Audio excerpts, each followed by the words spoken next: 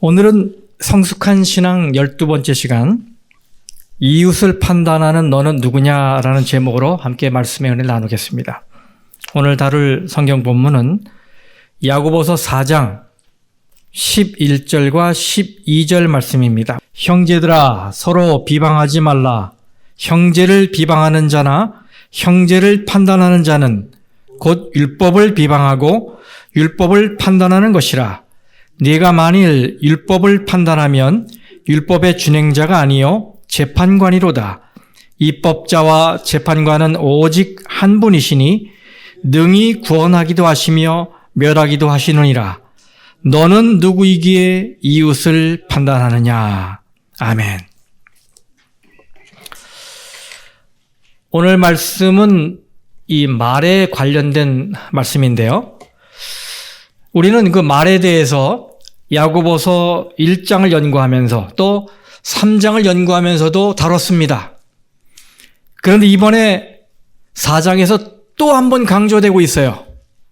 여러분, 왜 이렇게 한 가지 주제가 계속 언급되는 것일까요? 예, 맞습니다. 매우 중요한 문제이기 때문에 그렇습니다. 실제로 우리는 말이 일으키는 문제를 수도 없이 보아왔고 겪어왔습니다. 이 세상은 잔인합니다. 날마다 혀에서 나오는 말 몇 마디로 얼마나 많은 사람들이 다치고 죽는지 모릅니다. 우리 주변에는 말 때문에 시험당하는 사람들이 많이 있어요. 신앙생활, 이 교회 생활의 문제는 대부분 말에서 옵니다. 그래서 이런 경우에 그것은 말이라기보다는 말질이라고 표현해야 더 적합할 것 같습니다. 이런 말질을 하는 사람들은 대부분 정신적으로 영적으로 병들어 있는 사람들이에요. 그렇지 않고서야 그런 날선 말로 형제의 마음 그리고 영혼의 살을 도려내고 아프게 할 수 있겠습니까? 오늘 우리가 읽은 이 본문의 말씀에는 형제들아 서로 비방하지 말라 이렇게 권면하면서 시작합니다. 이 비방이란 말은 헐뜯는 말, 그렇죠? 남을 해치는 말을 의미해요. 이 말의 원어의 의미도 이 상대를 넘어뜨리기 위해서 거슬러 대적하는 말, 그리고 멸시하는 말을 의미합니다. 상대를 비참하게 만들고 무너지게 하고 해치려는 것이 목적인 아주 의도적이고 계획적인 악담, 험담 이런 걸 가리키는 것입니다. 이것을 영어로 backbiting이라고 그러죠. 어디서 물어뜯는 거예요? back, 뒤에서 물어뜯는 것입니다. 앞에서는 절대 못해. 뒤에서 물어뜯는 거예요. 그 사람의 명성과 평판에 흠집을 내기 위해서 뒤에서 수근수근거리는 것, 이런 것이에요. 본래 칭찬은 당사자가 없는 데서 하는 게 미덕입니다. 비방이나 험담은 당사자가 없는 곳에서 하지 않는 게 미덕이에요. 그 다음 말씀에는 형제를 판단하는 자에 대해서 말하고 있지요. 이 판단한다는 말을 영어로 judging이라고 그래요. judge. 다시 말하면 재판장이 돼서 심판한다 이런 말이에요. 물론 우리는 다 불완전한 사람들이기 때문에 일을 하다 보면 여러 말을 듣고 또 비판의 대상이 되기도 합니다. 사실 이 일을 하는 순간부터 판단의 대상이 되는 건 어쩔 수 없는 일이에요. 근데 판단이 다 나쁜 건 아니죠. 오히려 이성적인 비판, 건설적인 비판은 고마운 것입니다. 왜냐하면 성장에 도움이 되고 또 새로운 창조의 활력소가 되기 때문이에요. 하지만 우리가 내리는 판단은 곧잘 이기심과 편견 때문에 공정함을 잃어요. 어떤 때는 탐욕과 사심의 눈이 어두워져서 상황을 제대로 보지 못하고 또 상대의 아픔이나 사연을 제대로 파악하지 못하고 함부로 이야기하는 경우도 있어요. 그러면 상대가 다치게 되는 것이죠.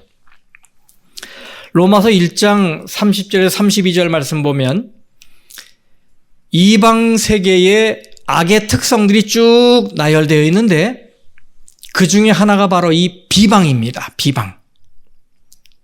그러면서 이것은 하나님께서 아주 싫어하는 것이라고 묘사되어 있고 이것을 하는 자는 마땅히 죽어야 한다고 하나님의 법이 정하고 있다라고 말씀하고 있어요. 이렇게 하나님은 무책임하고 악의가 있는 이 뒷담화의 죄를 결코 좌시하지 않습니다. 용서하지 않으세요. 우리 속담에 말은 한 번 내뱉으면 주워 담을 수 없다라는 말이 있잖아요.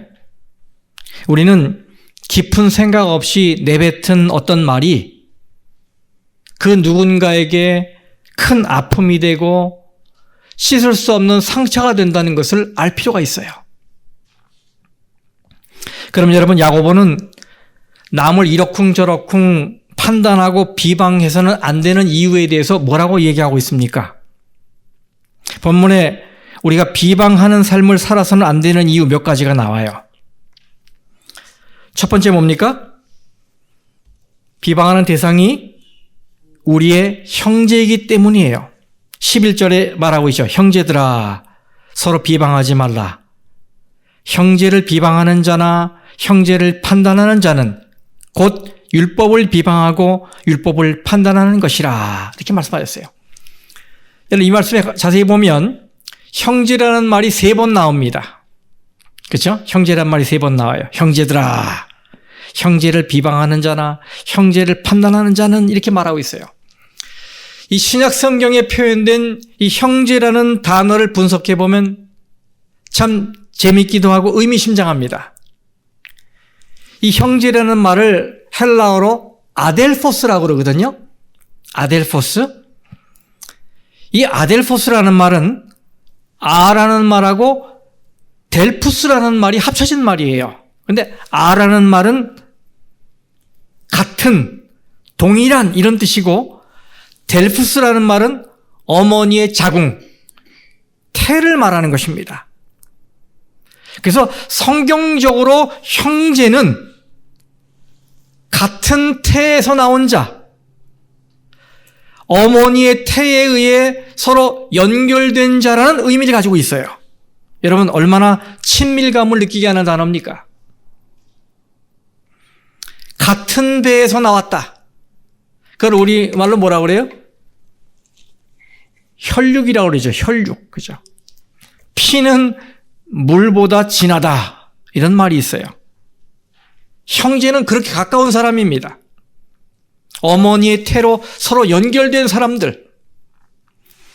그런데 야고보는 비방과 판단에 대해서 이야기하면서 우리가 비방하고 판단하는 그 대상의 정체가 누구라고요? 누구라고요? 형제라. 형제. 그렇습니다. 우리는 다 예수 그리스도의 사랑의 태에서 나온 형제 자매들이에요. 그리스도의 보혈로 하나가 된 신앙 가족입니다. 하나님의 가족이에요. 이것은 우리가 정해서 그런 것이 아니고 예수님이 십자가의 희생으로 우리를 그렇게 맺어주신 거예요. 우리는 다 뭐라고요? 형제 자매들이에요. 정상적인 가족 관계라면 절대로 서로 비방하지 않습니다. 간혹 남 앞에서 응어리진 것을 푼답시고 자기 남편 험담을 늘어놓고 아내 험담을 늘어놓고 자기 자식에 대해서 험담을 늘어놓은 사람들도 있어요. 때로는 돈 문제, 상속 문제, 부모 부양 문제로 형제 간의 목소리를 높이고 서로 왕래를 끊고 등을 돌리는 형제들도 있습니다. 뉴스에는 보란듯이 공공연하게 서로를 비방하고 소송전을 벌이는 재벌 형제들이 있어요. 우린 그런 것을 볼 때 혀를 차게 되고 눈살을 찌푸리게 되지요. 왜냐하면 정상적인 가족 관계라면 절대로 있을 수 없는 일이기 때문에 그래요. 정상적인 가족 관계라면 최소한의 윤리를 지키며 그 이상을 넘어가지 않지요. 자기 가족을 비방하는 건 자기 얼굴에 침을 뱉는 것과 같기 때문에 그렇습니다. 그러므로 우리가 서로 예수 그리스도라는 태에서 나온 형제 자매라는 의식을 갖는다면 서로에 대해서 이렇게 함부로 얘기하지 않게 될 겁니다. 이것은 상대가 무슨 짓을 저질러도 그냥 눈 감아주고 모른 척 해줘야 한다는 말이 아니에요. 자기를 높이기 위해 혹은 상대를 낮추기 위해 뒤에서 의도적으로 거슬러서 대적하는 일은 하지 말아야 한다 이 말입니다. 저는 우리 모두가 이런 성숙한 크리스천이 되길 간절히 바랍니다. 성숙한 신앙이 되길 바라요. 형제의식을 가지고, 그렇죠? 형제의식을 가지고 서로를 대하는 것입니다. 두 번째로 우리가 남을 판단하고 비방해서 안 되는 이유는 그것은 존귀한 율법에 대한 위반이기 때문입니다. 11절에 뭐라 그랬어요? 형제를 비방하는 자나 형제를 판단하는 자는 뭘 비방하고? 뭘 판단하는 것이라? 율법을 판단하고 율법을 비방하는 것이라. 형제를 비방하는 건 하나님의 율법에 정면으로 맞서는 것입니다. 여러분, 율법의 핵심, 율법의 정신이 뭐예요? 사랑입니다. 그렇죠? 사랑이에요. 주님께서는 이웃 사랑하기를 네 몸과 같이 하라고 하셨습니다. 그래서 형제를 비방하는 건 바로 이웃 사랑을 명한 하나님의 율법을 위반하는 것입니다. 범하는 거예요. 우리는 어떤 법이든지 그것을 어기면 대가를 받는다는 걸 알고 있어요. 심판을 받지요. 비방에도 반드시 율법에 따른 심판이 있습니다. 예수님이 이렇게 경고하셨어요. 로마서 14장 10절 같이 한번 읽어보겠습니다. 로마서 14장 10절 시작. 네가 어찌하여 네 형제를 비판하느냐? 어찌하여 네 형제를 업신여기느냐? 우리가 다 하나님의 심판대 앞에 서리라. 아멘. 얼마나 두렵고 떨리는 말씀입니까? 우리가 다 하나님의 심판대 앞에 서리라. 여기 형제를 비판하느냐 이 말과 이 야고보서의 형제를 판단하느냐 이 말은 원어가 같은 말입니다. 우리가 형제를 judge, 판단하면 반드시 하나님의 심판대 앞에 서게 될 것이다 이 말입니다. 또 자기가 하나님의 율법을 범하는 일을 하고 있다는 것을 알면서도 계속하면 그것은 자기 자신을 율법 위에 올려놓는 것이에요. 교만의 극치지요. 참남죄를 짓는 것입니다. 그러므로 우리는 내 말이 사실인지 또 상대를 아프게 할 목적으로 하는 것은 아닌지 신중히 살피는 지혜를 가질 필요가 있어요. 그리고 그 비방의 자리에서 내려와 이렇게 하라고 성경은 말합니다. 베드로전서 4장 8절 다 같이 시작. 무엇보다도 뜨겁게 서로 사랑할지니 사랑은 허다한 죄를 덮느니라. 아멘. 비방의 자리에서 내려와 어느 자리에 올라가라? 사랑의 자리에 올라가라. 우리가 사랑이라는 안경을 끼고 보면 뭐든지 좋게 보입니다. 옛말에 미운 사람 고운 데 없고 고운 사람 미운 데 없다 이런 말이 있어요. 사랑할 때는 상대의 실수마저도 애교로 보입니다. 그런데 사랑이 식어지면 모든 게 싫어져요. 그래서 옛말에 며느리가 미우면 발 뒤꿈치가 뭐 같다고? 달걀 같다고 나무란다. 이렇게 말하고 있어요. 속담이죠. 발 뒤꿈치가 달걀 닮았다면 둥글둥글하니 얼마나 예쁩니까? 그런데도 미운 건 발 뒤꿈치가 아니라 누구예요? 며느리거든요. 그러니까 괜한 트집을 잡아서 억지로 잘못을 지어내고 나무라는 거예요.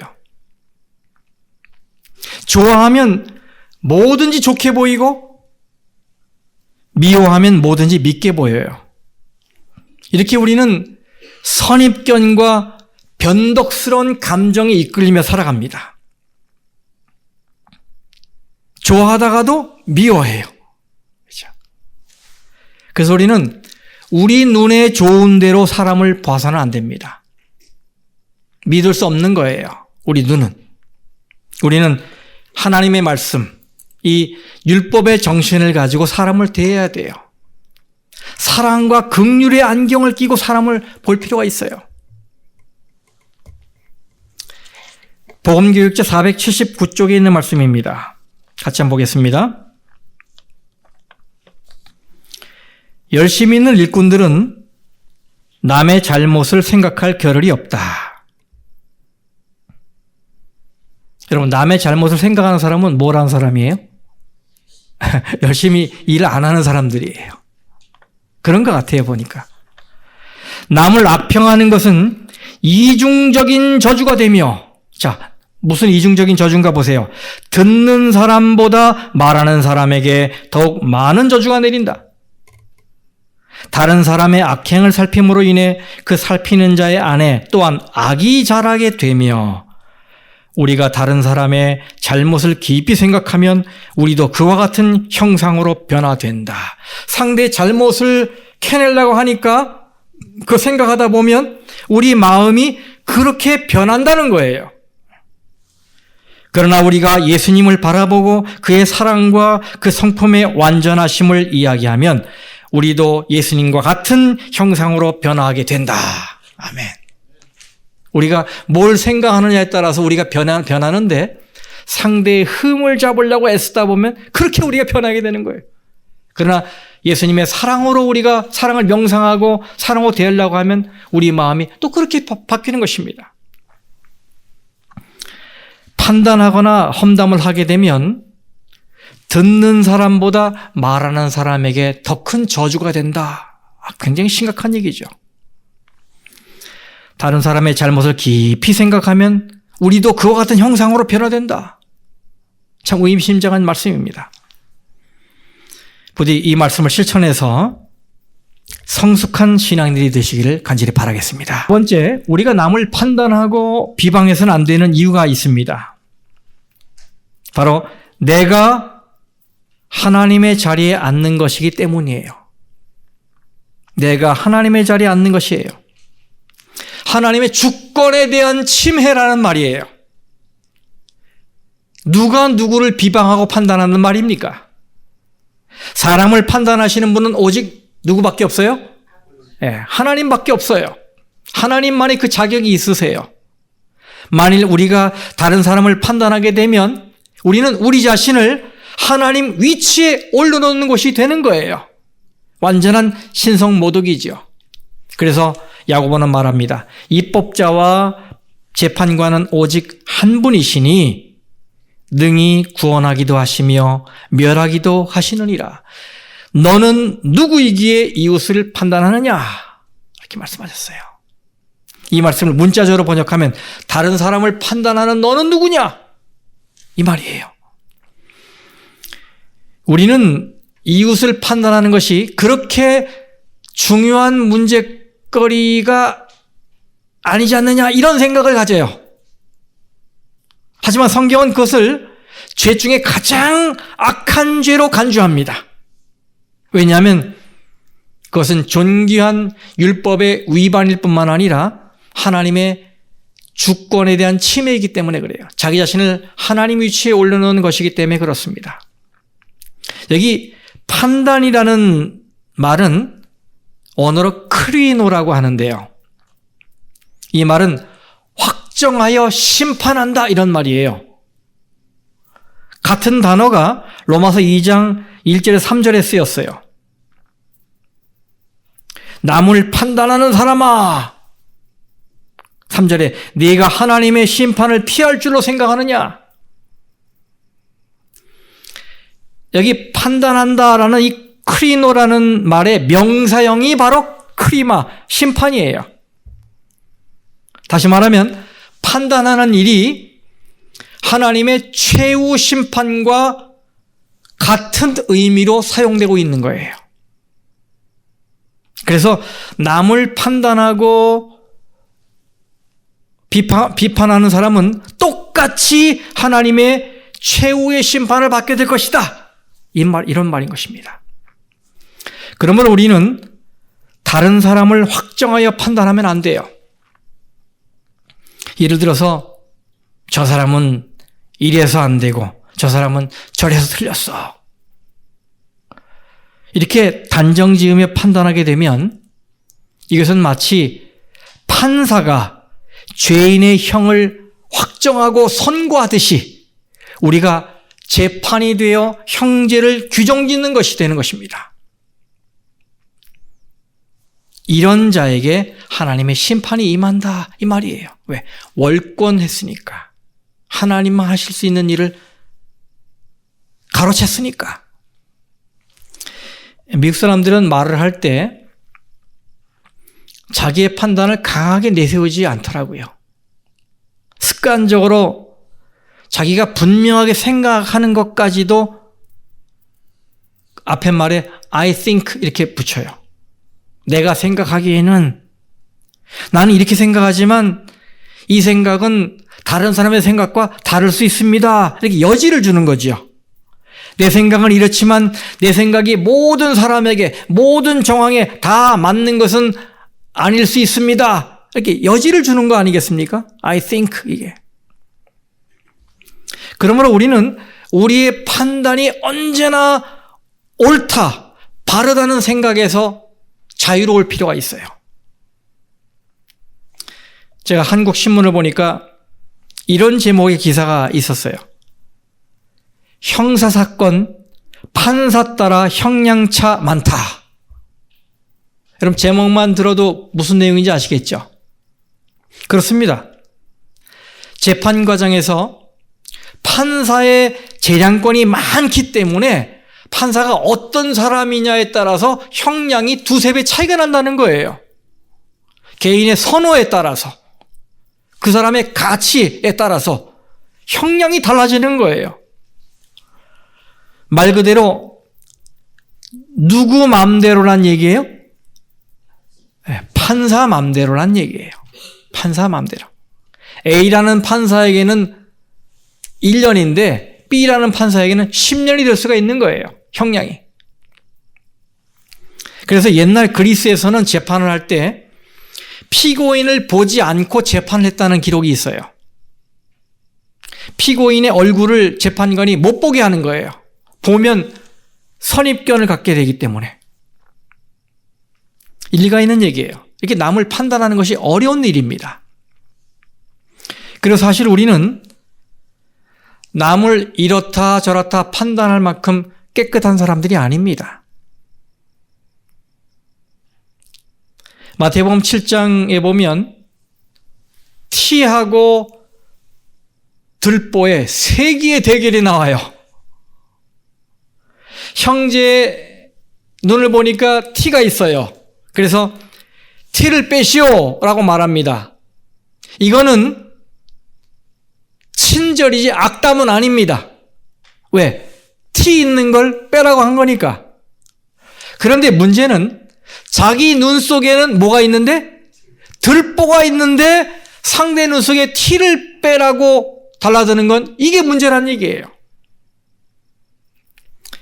이 티는 영어 표현으로 하면 톱밥의 한 입자예요. 톱밥이 얼마 작아요. 톱밥의 한 입자. 그런데 들보는 기둥 사이를 가로지르는 넓은 이 나무 널빤지를 말하는 것입니다. 그래서 들보가 크냐 티가 크냐 이렇게 말하는 건 권총에 맞아야 죽냐, 기관총에 맞아야 죽냐, 이렇게 얘기하는 거랑 똑같아요. 모두 다 사람을 죽이는 것입니다. 그죠? 크고 작은 게 사실은 없어요. 하지만 총은 사람의 육신을 죽이지만 비방은 사람의 마음을 죽이는 것입니다. 그러므로 형제를 비판하거나 판단하려면 그에 앞서 먼저 자기 자신에 대한 엄격한 검증이 선행돼야 돼요.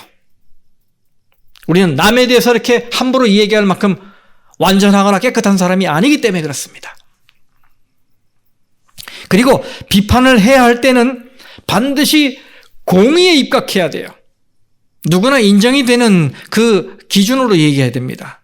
그리고 그 뿌리에는 사랑과 긍휼이 있어야 돼요. 아주 너그럽고 친절한 관대함의 정신이 있어야 돼요. 이게 비판할 때 우리가 가져야 할 자세입니다. 복음교육제 478쪽을 좀 보겠습니다. 남을 좋게, 시작. 남을 좋게 이야기하는 습관을 기르라.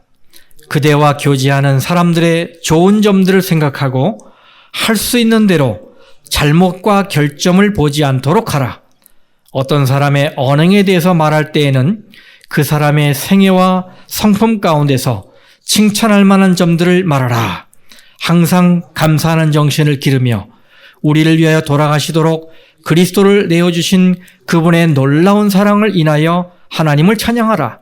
그러면 불평하는 생각을 갖지 않게 될 것이다. 하나님께서는 우리가 당신의 자비와 비할 데 없는 사랑을 생각하고 감사하는 마음을 가지기를 요구하신다. 아멘. 남을 어떻게 하는 습관을 가지라고요?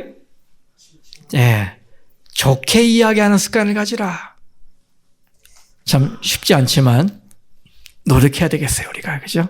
남에 대해서 가능한 좋은 쪽으로 이야기해서 그 사람의 평판을 세워주고, 그죠? 그 사람의 자존심을 세워주는, 이렇게 이야기하는 습관을 가지면 하나님께서 기뻐하시는 거예요, 이것이. 비판보다는 격려, 험담보다는 칭찬, 이것을 실천하심으로 성숙한 신앙인들 되시기를 간절히 바라겠습니다. 이 기독교 라디오 방송에서 Insight for Living이라는 프로그램을 운영하는 한 목사님이 계세요. 이 복음주의 목사님인데 찰스 스윈돌이라는 목사님입니다. 흔히 척 스윈돌이라고 이렇게 부르기도 합니다. 이분이 쓰신 책에 이런 이야기가 나와요. 그대로 읽어드리겠습니다. 번역한 것입니다. 아마도 여러분은 나처럼 누군가가 이렇게 이야기하는 전화를 받은 적이 있을 것입니다. 누군가 전화한 거예요. 누구의 이러이러한 것에 대해 목사님께 말씀드리기를 원합니다. 그때 나는 이렇게 말하지요. 잠깐만요. 제가 당신이 했다는 말을 해도 되겠습니까? 그러면 되게 긴 침묵이 흐릅니다. 그리고는 그들이 말하기를 글쎄요. 그건 좋은 생각이 아닌 것 같은데요. 그러면 나의 대답은 늘 이렇습니다. 그러면 저도 당신의 말을 듣고 싶지 않군요. 참 이 상황을 잘 헤쳐나가는 비결인 것 같아요. 그렇죠? 누군가 험담하는 이야기를 하려고 할 때 당신이 그 말 했다고 사람들에게 얘기해도 되겠습니까? 그러면 사람들이 겁을 먹죠. 그렇게 되지 않기 위해서 비밀리에 하려고 하는데 이름을 공개해도 되겠느냐? 그럼 사람들이 주저하게 되죠. 이분이 그 상대를 판단하지 말아야 할 이유에 대해서 7가지를 얘기했어요. 첫째, 우리는 모든 사실을 다 알지 못한다. 둘째, 우리는 그 동기를 완전히 이해하지 못한다. 셋째, 우리는 완전히 객관적으로 사고할 수 없다. 넷째, 그 상황에 있지 않으면 정확하게 알 수 없다. 다섯째, 우리가 보지 못하는 부분이 있다. 여섯째, 우리에게 편견이 있고 시야가 흐려질 수 있다. 일곱째, 우리는 불완전하고 일관성이 없다. 이분이 7가지 얘기했는데 정말 맞아요. 일리가 있는 얘기예요. 우리가 이렇기 때문에 어떤 나타난 사실에 대해서 평가하는 건 아주 조심스러운 거죠. 그렇게 단정 짓고 심판하는 건 더더욱이나 해서는 안 되는 일이죠. 성도 여러분, 남에 대해서 말하는 것을 가볍게 생각하지 않기를 간절히 바랍니다. 남의 자존심을 무너뜨리고 상처 주는 말을 하지 않게 되길 바라요. 우리는 둘 중 하나를 선택할 수 있어요. 말하든지 침묵하든지 파괴하든지 세워주든지 미워하든지 사랑하든지 낙심하게 하든지 용기를 북돋아 주든지 소리를 버럭 지르든지 조용히 부드럽게 말해주든지 상처를 주든지 위로를 주든지 저는 여러분이 이 시간부터 아무도 판단하거나 비방하지 않으리라라고 결심하게 되길 간절히 바랍니다. 이 말씀으로 결론을 삼겠습니다. 에베소서 4장 29절 같이 한번 읽어보겠습니다. 에베소서 4장 29절 이 말씀 읽고 마치겠습니다. 시작. 무릇 더러운 말은 너희 입 밖에도 내지 말고 오직 덕을 세우는데 소용되는 대로 선한 말을 하여 듣는 자들에게 은혜를 끼치게 하라. 아멘. 말씀을 마치겠습니다.